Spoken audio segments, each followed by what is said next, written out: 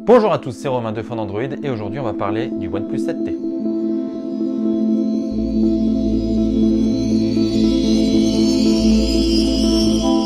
On a eu la chance de recevoir le OnePlus 7T en avant-première, d'ailleurs merci OnePlus. Annoncé en Inde en même temps que la OnePlus TV, ce OnePlus 7T marque une vraie belle évolution par rapport au OnePlus 7, même si à première vue, on dirait qu'il n'y a pas grand chose qui change. Et pourtant, esthétiquement, on retrouve d'abord le format plat de l'écran avec l'encoche en forme de goutte d'eau, mais OnePlus a réduit cette encoche de 30%. Il a également intégré un haut-parleur supérieur un petit peu plus grand, qui va permettre de délivrer un son plus puissant. Surtout, le format n'est plus tout à fait le même puisque le OnePlus 7T est moins large que le OnePlus 7, ce qui facilite la prise en main et l'accès aux différents boutons, notamment l'Alias Slider qui est un petit peu haut par rapport au pouce, et bien cette fois-ci, il est plus facilement accessible. Pour le reste des éléments, il n'y a pas de changement majeur. On retrouve l'USB-C sur la tranche inférieure à côté du deuxième haut-parleur.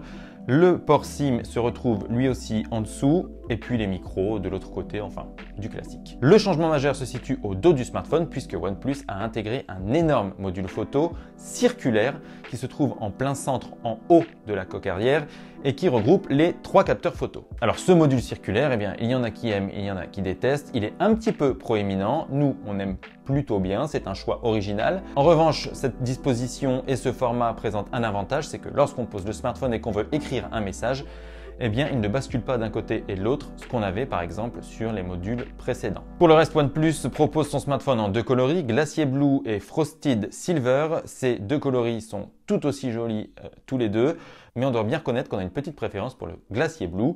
Le constructeur a fait le choix d'un verre dépoli.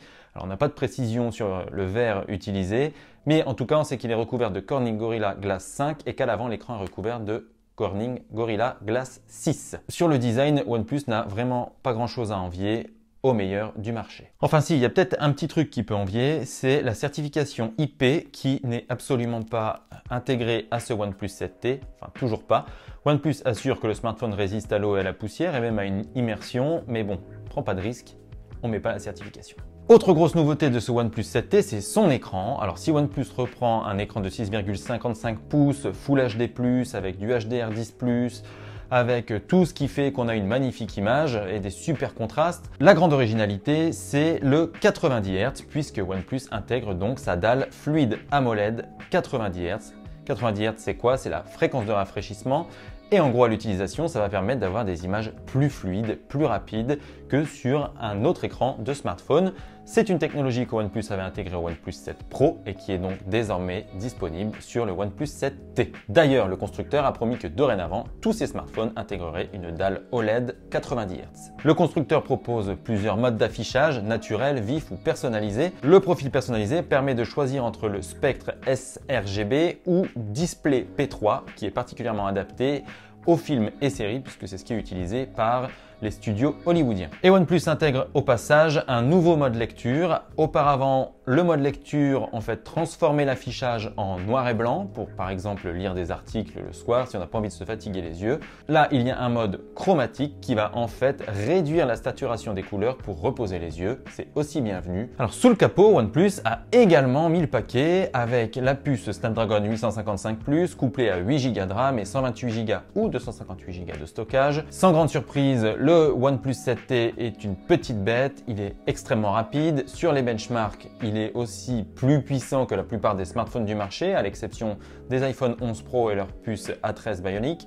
Mais pour le moment, aux côtés du ROG Phone 2, ce OnePlus 7T est l'un des smartphones les plus puissants du marché. Bien entendu, au quotidien, cela se manifeste par beaucoup de fluidité, zéro lag, pas de crash, tout est léger, tout est rapide, tout est fluide. Et en jeu, également, le smartphone ne montre jamais aucun signe de faiblesse. Couplé à un taux de rafraîchissement 90 Hz, l'expérience de jeu sur ce OnePlus 7T est quand même hyper agréable. On notera d'ailleurs que le Fnatic Mode, qui est le mode gaming de OnePlus, est toujours disponible. Il va permettre par exemple de couper les notifications pendant qu'on joue ou d'optimiser les performances pendant une session de jeu. On relèvera juste un petit truc, c'est que le smartphone a tendance à chauffer un petit peu au début, lors de sessions assez longues, et puis la chaleur se dissipe peu à peu. Rien d'inquiétant donc. Bien entendu, pour accompagner ces belles performances, OnePlus intègre OxygenOS et le OnePlus 7T est le tout premier smartphone au monde à être livré avec Android 10. Alors OxygenOS, basé sur Android 10, c'est pratiquement une version pure d'Android, puisque OnePlus a choisi de garder l'essence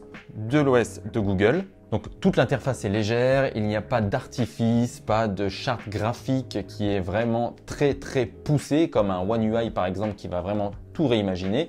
La OnePlus se base sur Android stock, ajoute ses petits éléments personnels et le tout est vraiment fluide et très agréable à utiliser. Le constructeur intègre également beaucoup de fonctionnalités, mais pas trop. Et c'est ça qui est bien avec OxygenOS, c'est qu'on a vraiment ce qu'il faut pour la personnalisation, pour l'utilisation, mais il n'y a pas d'artifice, il n'y a pas de doublon.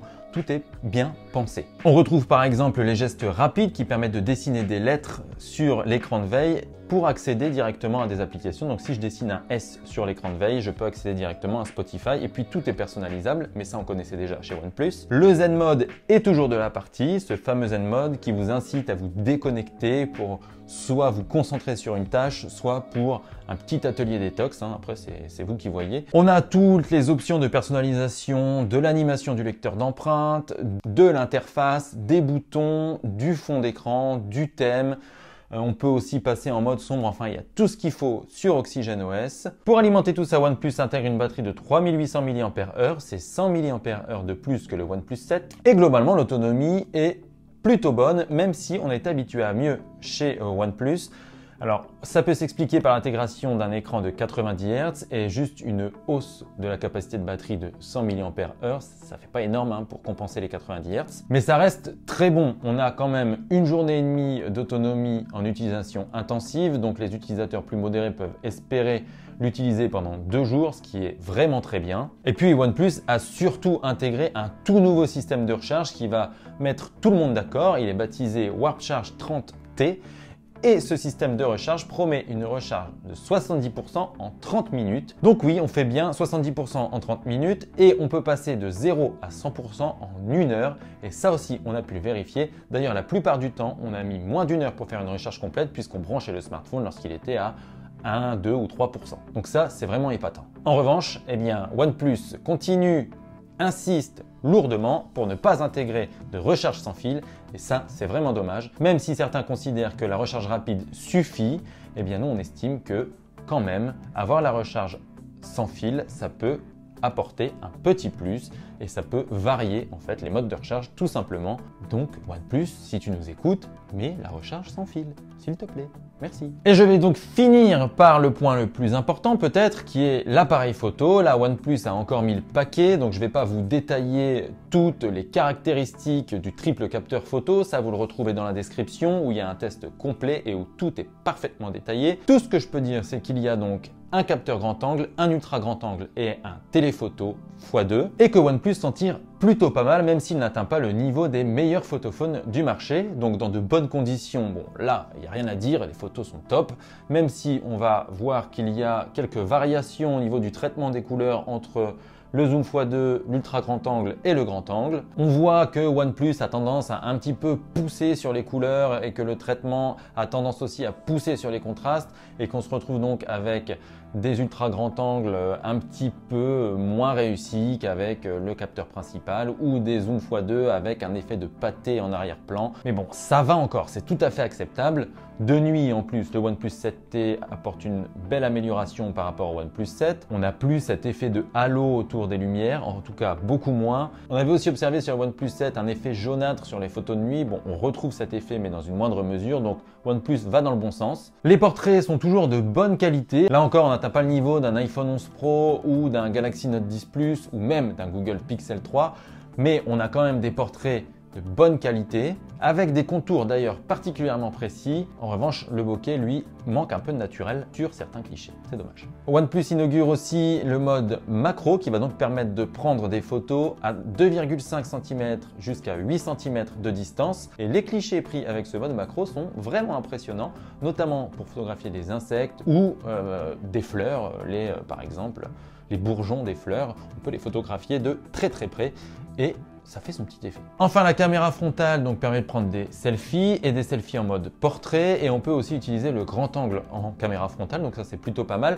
Par contre, eh bien, il faut bien faire attention aux conditions de prise de vue, puisque lorsque les conditions sont difficiles, le traitement de l'image est assez moyen. On peut rapidement se retrouver avec des arrière-plans brûlés, et forcément ça le fait pas trop. Enfin, côté vidéo, OnePlus propose de filmer en 4K à 60 images par seconde ou en 4K à 30 images par seconde avec une stabilisation optique. Il propose également de filmer en Full HD avec une stabilisation optique et une stabilisation numérique, ce qui est censé donner des vidéos ultra stables. Mais bon, quand on a testé l'iPhone 11 Pro ou le Galaxy Note 10 Plus qui sont parfaits à ce niveau-là, on a du mal à apprécier la stabilisation du OnePlus 7T, même si elle reste très bonne pour le prix du smartphone. Alors le prix justement, on ne le connaît pas encore de ce OnePlus 7T, puisqu'il sera annoncé le 10 octobre, en même temps que le lancement du 7T Pro à Londres. Mais d'après les prix indiens, on devrait se retrouver aux alentours de 600 €. Donc s'il n'est pas vendu à plus de 600 €, eh bien ce OnePlus 7T peut s'imposer comme une nouvelle référence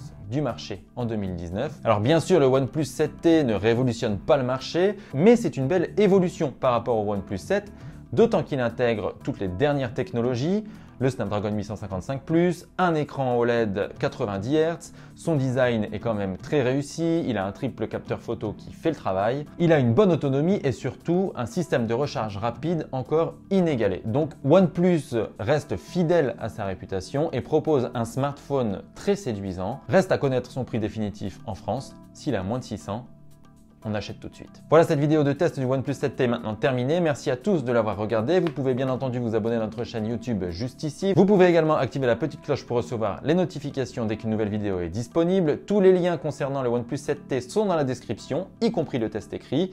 Vous retrouverez également dans la description tous les liens vers nos réseaux sociaux. Merci à tous d'avoir regardé cette vidéo. À bientôt pour de nouveaux contenus sur Phone Android. Ciao, ciao!